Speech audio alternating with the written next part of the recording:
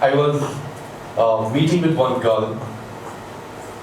When we were discussing, when we were chit-chatting, the question she asked, Abhishek, what do you do? And I answered. I said, I run a non-profit which works for underprivileged kids in the government schools. She said, that's fantastic. So you are saying that you are an NGO? I said, yes. She said, okay, that's amazing, but what do you do for a living? Like, how you are earning?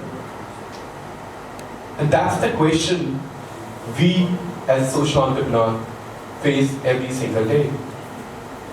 And I'm not alone in this journey, but there are millions of non-profit leaders across the globe who are facing the same question every single day. Today I'm going to talk about social innovation and social entrepreneurship. I will try to clear that what exactly the social entrepreneurship looks like, right? And I'll take you through the journey. So we are a non-profit organization. At Muskaan Dreams, we work to bring technology and innovation to the government school classrooms. I just wanted to share the one story of one of our students. Her name is Seema. Seema is a grade 6 student. She studies in a government school of Chinaur. It's a village in the government school of Gwalior district, Madhya Pradesh. Her father works as a daily wage worker and cannot afford to ensure that Seema is actually going good with the rapidly evolving digital world. And she has all the privileges, right? Her father is not able to match the needs which actually needed for herself. At the same time, we have a different, another children who have all the privileges, they have all the digital devices, they have all the internet connectivity to actually access the right kind of information for all the knowledge sharing. But there are millions of girls like Seema who are not as lucky. And that's where we as a non-profit play a serious role in terms of building and bringing technology and education to these girls basically, right? Social innovation is something which is new for all of us. We as a society doesn't actually take serious the non-profit social entrepreneurs. And here, I would like to highlight some of the facts, some of the myths about the non-profit ecosystem, some of the myths about the non-profit leaders and social entrepreneurship. I will take you through some of the discrimination, some of the challenges which we as a sector face every single day. So there are two worlds basically, right? One is a for-profit, the another one is a non-profit. Right? I will take you through, there are two different worlds, how they actually looks like and what they actually do. So when you are in the non-profit world, there are a few discrimination, there are a few challenges that the non-profit face. The one of the challenges which the non-profit leaders face is the respect. When you are in the business of, when you are in the business, right, people give you a lot of respect. When you are in the for-profit world, they will give you a lot of respect because you have a money, because you have you have a great business that you have built. But when you are in the non-profit world, even you are doing a lot of great impact that you are achieving, but people doesn't give you that respect which a for-profit world get, the for-profit leaders get. Even though when you are in the for-profit business, you get lot of media around you, a lot of people will talk around you, a lot of people will invite you. But when you are in the non-profit world, people doesn't take your work seriously. They don't even consider that you are doing and running a venture, which is doing a greater work for the society. So the number one is a respect, and that I feel that every non-profit leader, every non-profit deserves equal respect, which the for-profit world do.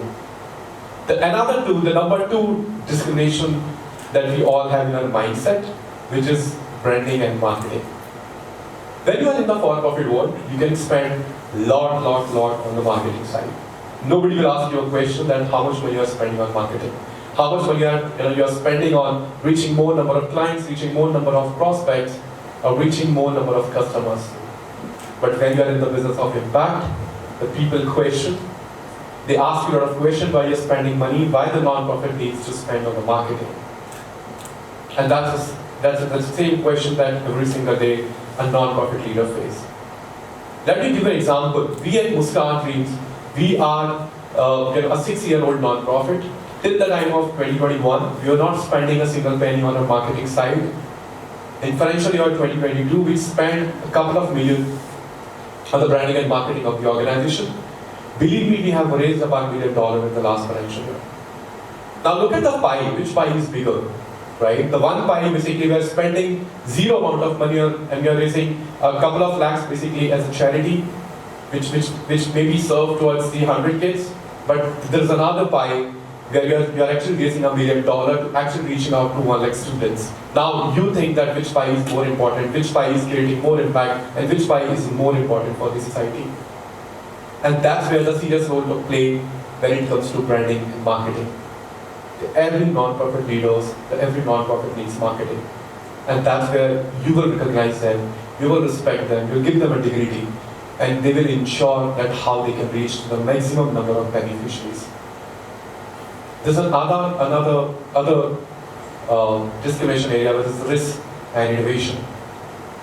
When we're in the for-profit world, we spend a lot of money on innovation.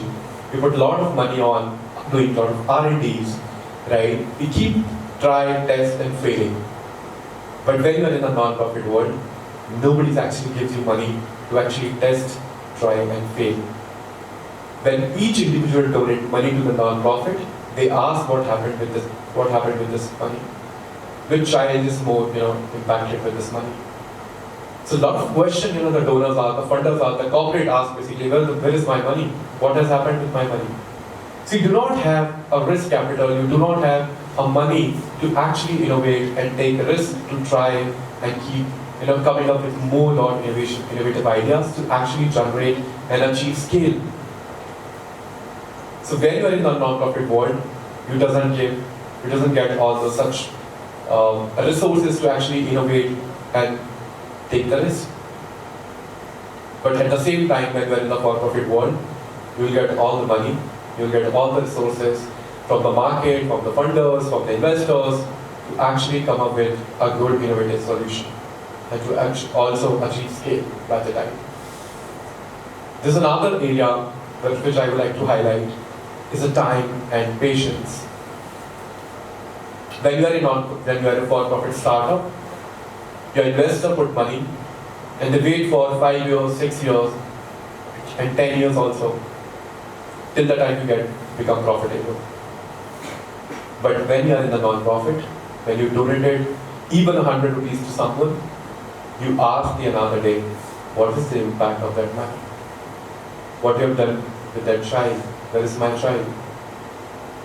It's a lot of discrimination, myths, and misconceptions about the for-profit versus non-profit. The next time, when you are donating to someone, or when you with the corporate, you are giving the money to someone, do not ask the non-profit to actually where is my money going. Ask about their dreams, ask about their scale, ask about their measure impact, how do they measure impact, and what is the impact they have achieved so far. Allow them with some time, give them some time to actually come up with the solution, to actually achieve impact. So another discrimination area in the non-profit versus for-profit is the time and patience.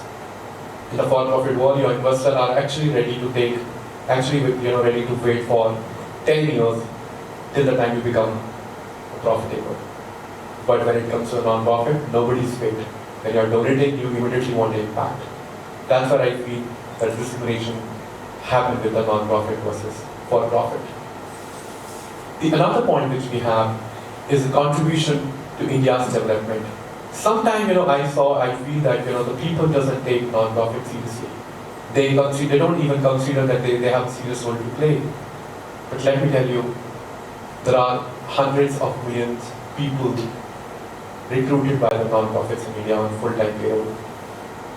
It is not just about the for-profit world, it is also about the non-profit world, which is employing the people, which is actually achieving the larger mission, contributing towards India's development in terms of education, health, climate. Now you imagine a world, imagine the COVID, and imagine that there is no non-profit working. in India or even across the globe. Now, how the world looks like. During the COVID time, we all were sitting at home, and there were like millions of people, millions of non-profit organizations that were actively working at the grassroots. They were on risk. They have invested all their money, funds to support the grassroots people. They come outside and some of them leave the world also. But still we feel that the non-profit doesn't do their work seriously, and they do not have any contribution to the India's growth and development. So there's another discrimination which I feel is a contribution towards nation development. Even though after doing a lot of work around COVID, around different initiatives, when you go to a disaster, we all have heard that different non-profits working across the locations. But still we feel that we do not have serious role to play. So next time, when you are meeting a non-profit leader or a social impact individual or a person, do not ask about their salary, do not ask about their compensation, rather ask about their dreams, ask about their impact they have achieved so far. So I feel there's a lot of discrimination between for-profit versus non-profit. Now we at Muskaan Dreams, what we do, we work to bring technology in the government school classrooms to actually innovate the government school ecosystem and impact 1 million children. And we have a serious role to play in the government ecosystem. And that's where I feel that we, as a young people, as a young citizen of the country, we should always take this seriously. We should always consider the non-profit has a serious role to play in the India's development economy and the GDP. You might not be aware, but there's a 2% of the contribution towards the GDP by the non-profits in India, which is very similar to the US. I know what we are trying to build, basically, I know there's a lot of discrimination about the for-profit versus non-profit, I already mentioned. But I think, again, I just wanted to highlight that where we are moving towards, we are actually trying to improve the compensation. When you're in the for-profit world, you can actually get a lot of money, you'll get incentives, you'll get all the money which the company has. But when you're in the non-profit space, people will ask you how much you're earning, from where you are earning, right? And they don't want to work with you. But I think what we are doing as a non-profit leader, we are actually trying to match the compensation, which is similar to the for-profit world, or close to the for-profit world. So that we'll get like a good talent into this ecosystem. So although discrimination, even though the non-profits are doing good, but the leader doesn't take it seriously. The people doesn't take them seriously. So when we are meeting next time any non-profit organization, give them a money, give them a donate or contribute in another way, but don't create question on their dignity, on their respect and inequality with them. Thank you so much.